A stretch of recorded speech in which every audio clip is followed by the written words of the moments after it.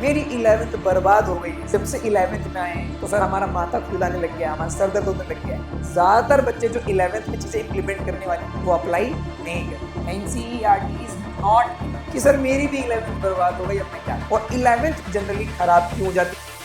तो hi everyone, welcome to Pooja academy. तो आज आप जानोगे बच्चों कि जब हम 10th से 11th में जाते हैं तो हमें चीजें इतनी हार्ड क्यों लगने लग जाती है। सर जब तक हम 10th में थे, आप पढ़ाते थे या हम किसी और सर के लेक्चर देखते थे तो कितना सब कुछ स्मूथ जाता था लेकिन हम जब से 11th में आए हैं तो सर हमारा माथा खुलाने लग गया, हमारा सर दर्द होने लग गया है। इतना वास्ट सिलेबस, इतने कम दिनों में, इतनी जल्दी एग्जाम होते हैं, इतनी जल्दी हम एडमिशन लेते हैं, तुरंत इतने सिलेबस में चेंज आ जाता है। तो उन सब चीजों को मैनेज करना आज हम सीखेंगे।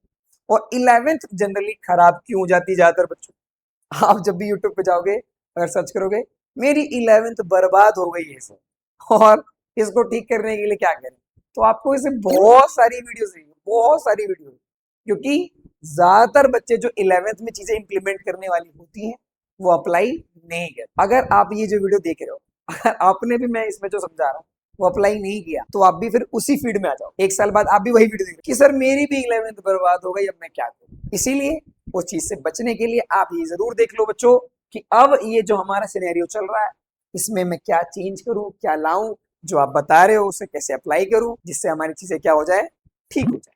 तो देखो बच्चों, क्लास 10th की मैथ को मैंने इजी कैटेगरी में दिया। सर कैसी बात कर रहे हो, सर हम पे तो मैथ्स स्टैंडर्ड थी, बेसिक वालों की इजी होती है, तुम्हारी भी आसानी थी भाई। क्या आप 10th के अंदर जनरली एनसीईआरटी लेवल के क्वेश्चंस करते हो? हाँ सर एनसीईआरटी करेंगे, हमारे पास एक ही बुक है। तो यस, एनसीईआरटी करते हो? यस बच्चे एनसीईआरटी करते हो, क्वेश्चन भी इसी से पूछे जाते हैं, ज्यादा से ज्यादा न्यूमेरिकल इधर से उधर हो सकते हैं। बस एक बार यहाँ पे केस स्टडी बेस्ड क्वेश्चन आ गए हैं sir, case study based questions, इसको हमें सर करने में थोड़ा सा क्या लग जाता है, टाइम लग जाता है।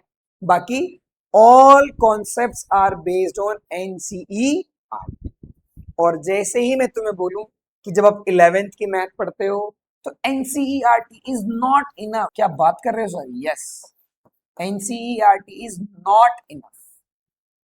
ऐसा क्यों बोल रहे हो सर? क्योंकि जैसे ही आप बच्चों कंपटीशन लेवल का एग्जाम क्रैक करने की सोचते हो, जैसे अभी तुम्हारे दिमाग में जेई लेवल होगा तो यस, जेई लेवल हो, एनडीए लेवल हो, या अदर कॉम्पिटिशन ओलंपियाड हो, अदर कॉम्पिटिशन बेस्ड एग्जाम अगर तुम्हारे ब्रेन में चलता है बच्चों, तो उसके लिए सिर्फ अगर आप एनसीईआरटी प्रैक्टिस करते हो तो ये मैथ्स में इनफ नहीं।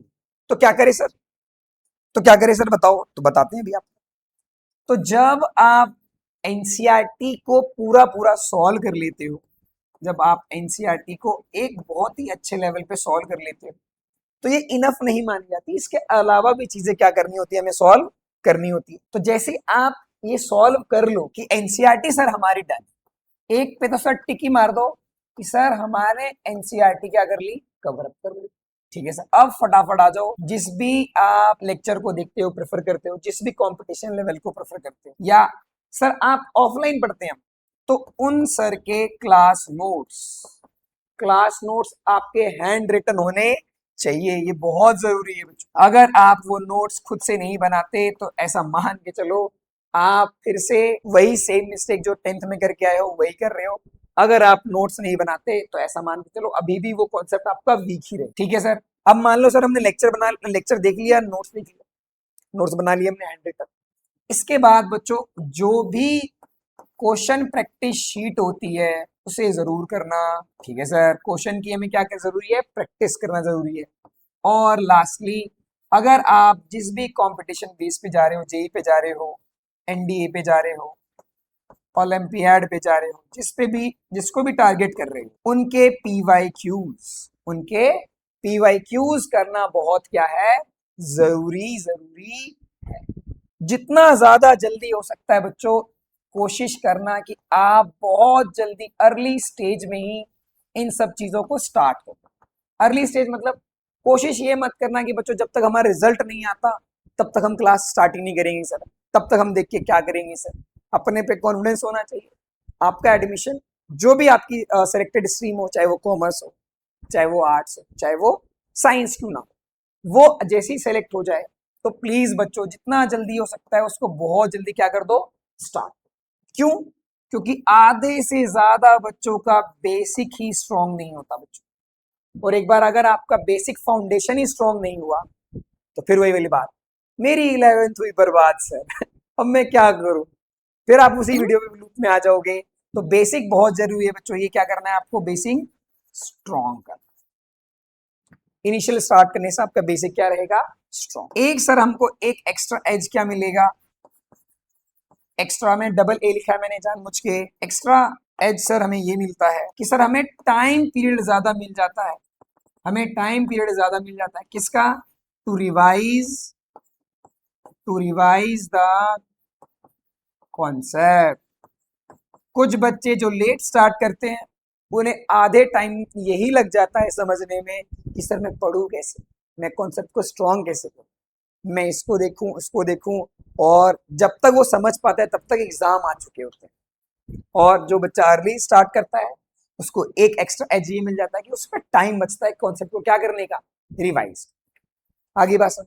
तो हम भी क्या करेंगे बच्चों, बहुत जल्दी अर्ली आपकी 11th को क्या कर देंगे, स्टार्ट। और जैसे ही हमारी मैथ स्टार्ट होगी बच्चों, तो उसके साथ साथ बता दूं, सिर्फ मैथ स्टार्ट नहीं होगी, मैथ के साथ साथ हम फिजिक्स, जो कि कौन पढ़ाएंगे आपको, राम सर, केमिस्ट्री, ये सारी चीजें, तीनों चीजें पी सी और तीनों चीजें क्या हो जाएंगी, स्टार्ट हो जाएंगी एक ही साथ।